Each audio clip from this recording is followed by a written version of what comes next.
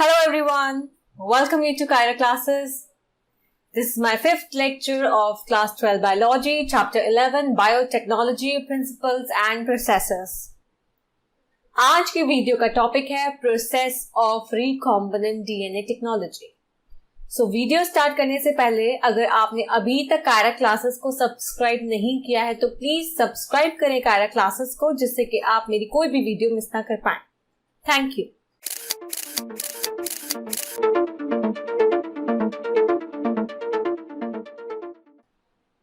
So start करते हैं आज की video. Processes of recombinant DNA technology. Recombinant DNA technology में बहुत सारे स्टेप्स होते हैं, लेकिन वो सारे स्टेप्स एक स्पेसिफिक सीक्वेंस में होते हैं. जैसे सबसे पहले क्या होता है, डीएनए का आइसोलेशन, डीएनए को आइसोलेट करना, डीएनए को निकालना. देन सेकेंड स्टेप क्या है, अब हम उस डीएनए को फ्रेगमेंट्स में तोड़ेंगे. ठीक है, उसके फ्रेगमेंट्स बनाएंगे. कैसे? By the help of restriction endonucleases, जो कि एक एंजाइम है, मैंने आपको बताया था. रेस्ट्रिक्शन एंजाइम्स की मदद से, यहाँ पे रेस्ट्रिक्शन एंडोन्यूक्लियेसेस का नाम लिया गया है, उनकी मदद से हम डीएनए को फ्रेगमेंट्स में तोड़ेंगे. देन थर्ड स्टेप है isolation of a desired DNA fragment. जो हमारा डिजायर्ड डीएनए फ्रेगमेंट है, आप फिर उसको आइसोलेट करोगे.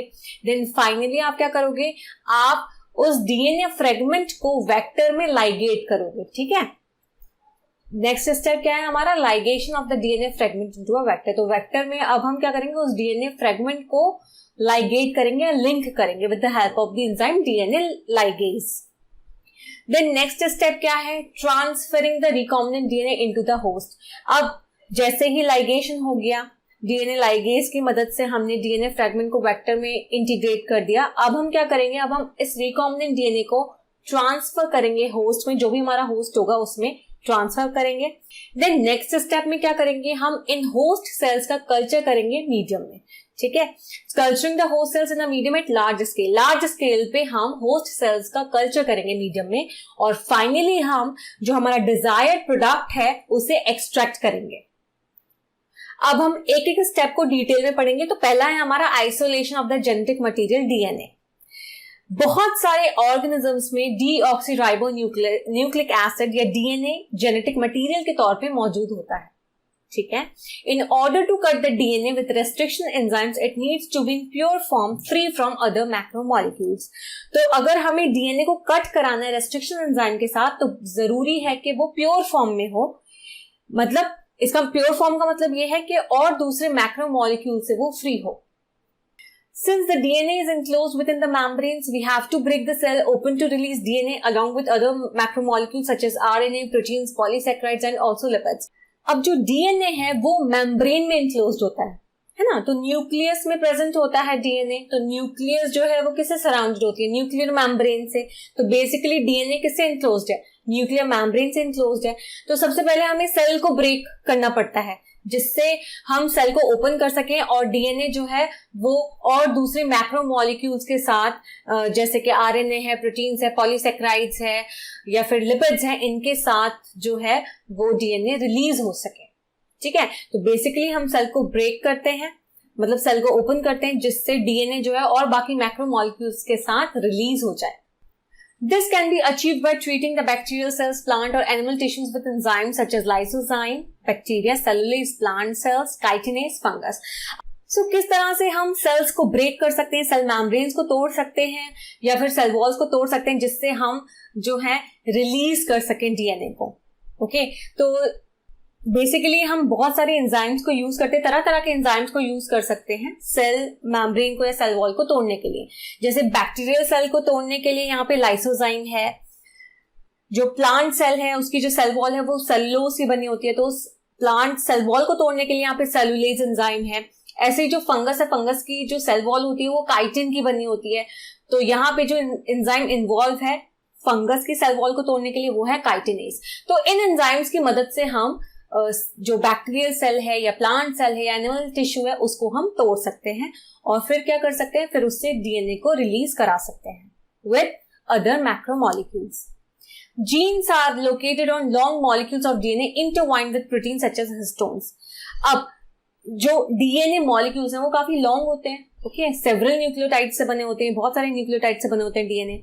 तो ये लॉन्ग मॉलिक्यूल्स जो है डीएनए के, उनमें जीन्स लोकेटेड होते हैं, और ये बेसिकली प्रोटीन्स के साथ इंटरवाइंड होते हैं, गुथे हुए होते हैं, जिन्हें हम कहते हैं हिस्टोन्स। तो हिस्टोन्स प्रोटीन्स के साथ ये गुथे होते हैं jeans. The RNA can be removed by treatment with ribonuclease, whereas proteins can be removed by treatment with protease. RNA को अगर हमें रिमूव कराना है, हटाना है, एलिमिनेट कराना है, तो हम राइबोन्यूक्लियस एंजाइम का यूज करेंगे। और अगर हमें प्रोटीन्स को रिमूव कराना है, डाइजेस्ट कराना है, तो उसके लिए कौन सा एंजाइम इन्वॉल्व है? प्रोटीज।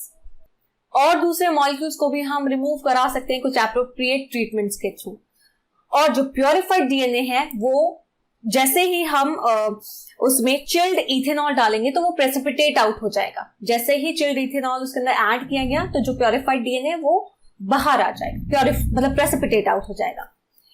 एक तरह से वो पतले पतले थ्रेड्स की तरह दिखेगा, मतलब बहुत सारे थ्रेड्स का कलेक्शन है, पतले पतले थ्रेड्स का कलेक्शन की तरह दिखेगा ये DNA in the suspension. DNA that separates out can be removed by spooling।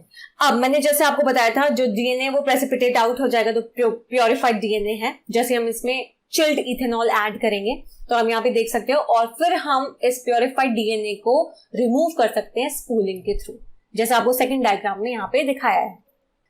Next है हमारा cutting of DNA at specific locations. DNA को कट कराना at specific sites. Okay, restriction enzyme digestion जो है वो कैसे परफॉर्म होते हैं? By incubating purified DNA molecules with the restriction enzyme at the optimal conditions for that specific enzyme.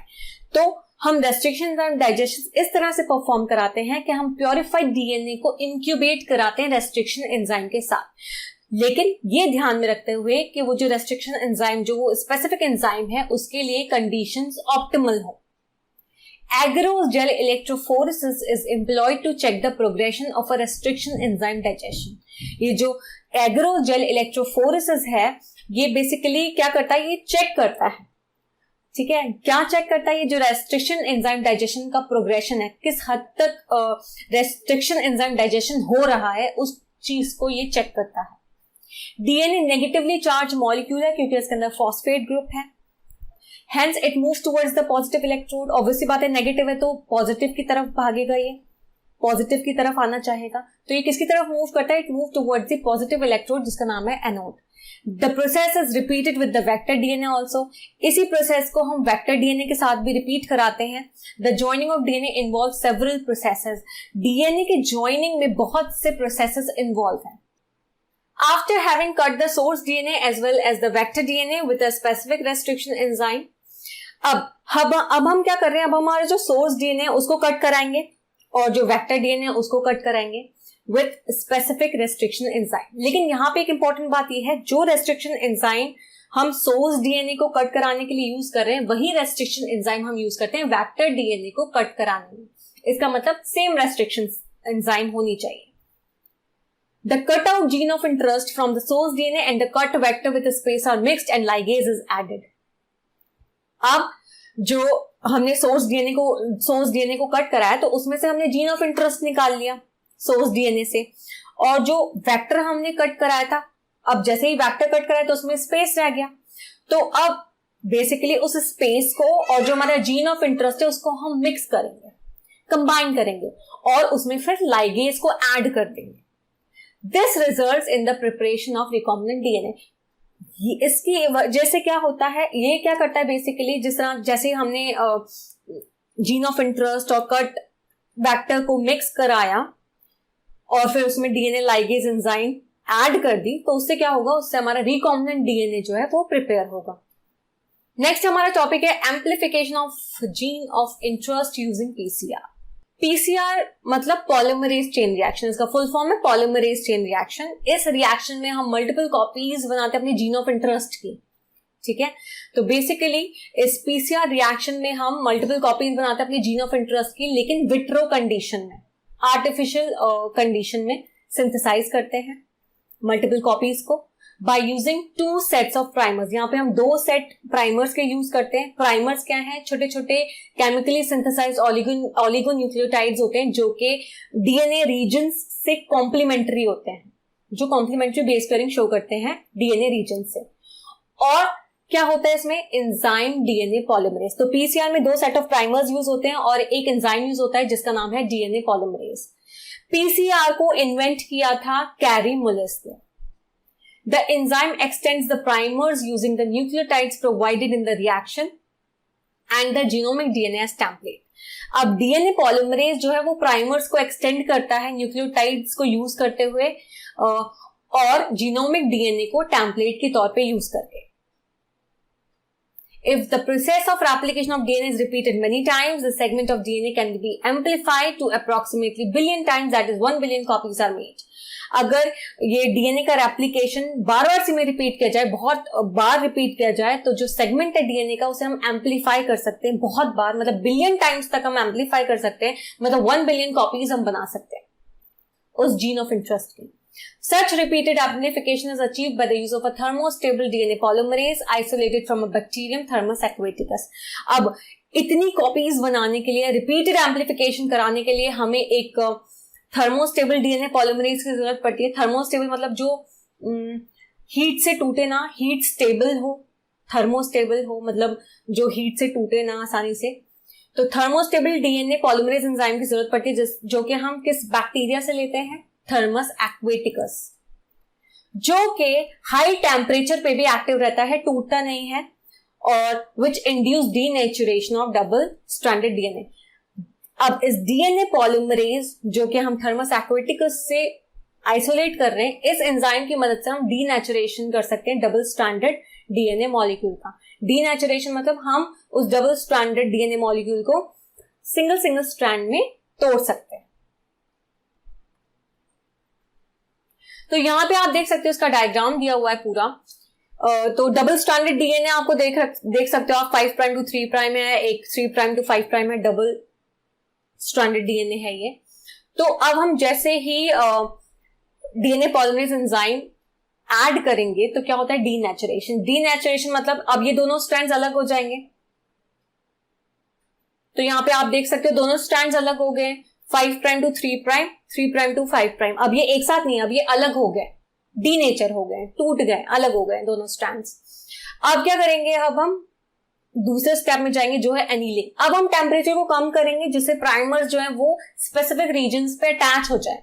तो यहाँ पे आप देख सकते हो 3 टू 5 प्राइम जो प्राइमर है वो अटैच हुआ है 5 प्राइम टू 3 प्राइम वाले डीएनए के साथ, टेम्पलेट डीएनए के साथ। ऐसे ही 3 prime to 5 prime DNA template के साथ कौन सा प्राइमर अटैच है, 5 प्राइम टू 3 प्राइम। और ये प्राइमर्स क्या हैं, छोटे छोटे ऑलिगोन्यूक्लियोटाइड सीक्वेंसेस हैं। अब बेसिकली फिर नेक्स्ट में हमारा क्या है, एक्सटेंशन। एक्सटेंशन में जो डीएनए पॉलीमरेज, जिसे हम टेक पॉलीमरेज भी कहते हैं क्योंकि ये थर्मोस्टेबल होता है, हाई टेम्परेचर पे भी एक्टिव रहता है, और इसमें हम ऐड कर देंगे डीऑक्सी न्यूक्लियोटाइड्स। तो इनकी मदद से क्या होगा, एक्सटेंशन होगा। जो हमारा जो डीएनए मॉलिक्यूल है वो स्ट्रेच होगा, मतलब उसके अंदर बेसिकली न्यूक्लियोटाइड्स जो है वो ऐड होते जाएंगे। आफ्टर 30 साइकिल्स हमें एम्पलीफाइड जो है कॉपीज मिलनी स्टार्ट हो जाएंगी, मतलब हमें 1 बिलियन टाइम्स जो है इसकी कॉपीज मिल सकती है with the help of PCR technique. तो ये है पॉलीमरेज चेन रिएक्शन। सो इस डायग्राम में यही बताया है कि किस तरह से 3 स्टेप्स इन्वॉल्व हैं। पहला है डीनेचुरेशन। डीनेचुरेशन में हम डीनेचर कर रहे हैं, जो डबल स्ट्रैंडेड डीएनए मॉलिक्यूल है अब वो सिंगल स्ट्रैंडेड में आ गया, जैसे आप देख सकते हो।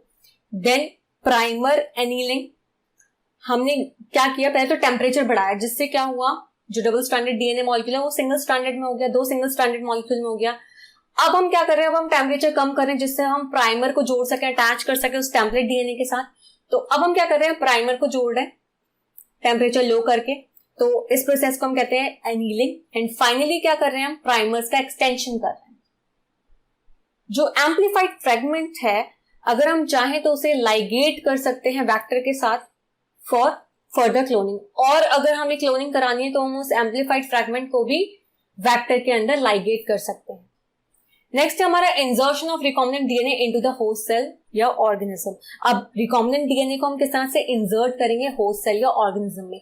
बहुत से मेथड्स हैं जिससे हम लाइगेटेड डीएनए को इंट्रोड्यूस कर सकते हैं रेसिपिएंट सेल्स में।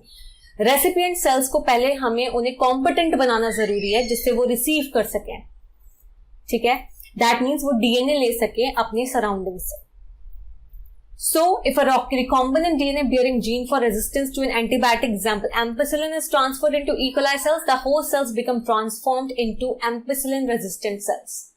अगर recombinant DNA है और उसमें एंटीबायोटिक रेजिस्टेंस जीन प्रेजेंट है, एग्जाम्पल के तौर पे एम्पिसिलिन रेजिस्टेंस जीन अगर उस रिकॉम्बिनेंट डीएनए में प्रेजेंट है और अगर मैं उस रिकॉम्बिनेंट डीएनए को ई कोलाई सेल्स में ट्रांसफर कर दूं तो क्या होगा, तो जो होस्ट सेल्स हैं वो भी ट्रांसफॉर्म हो जाएंगे एम्पिसिलिन रेजिस्टेंट सेल्स में। अब इन ट्रांसफॉर्म सेल्स को अगर हम अगार प्लेट्स पे स्प्रेड करें जिसमें एम्पिसिलिन प्रेजेंट हो तो सिर्फ ट्रांसफॉर्मेंट्स ही ग्रो करेंगे, untransformed recipient sales will die, वो खत्म हो जाएंगे जो अनट्रांसफॉर्म्ड रेसिपिएंट सेल्स होंगे।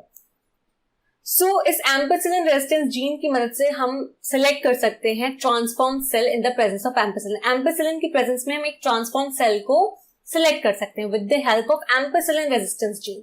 सो एम्पिसिलिन रेजिस्टेंस जीन जो है वो इस केस में सिलेक्टेबल मार्कर के तौर पे भी यूज की जा रही है, तो एक तरह से हम एम्पिसिलिन रेजिस्टेंस जीन को सिलेक्टेबल मार्कर भी कह सकते हैं। So this is the end of today's video. I hope आपको वीडियो पसंद आई हो। नेक्स्ट वीडियो में हम पढ़ेंगे downstream processing. Thank you for watching and please subscribe my channel for more videos. Thank you.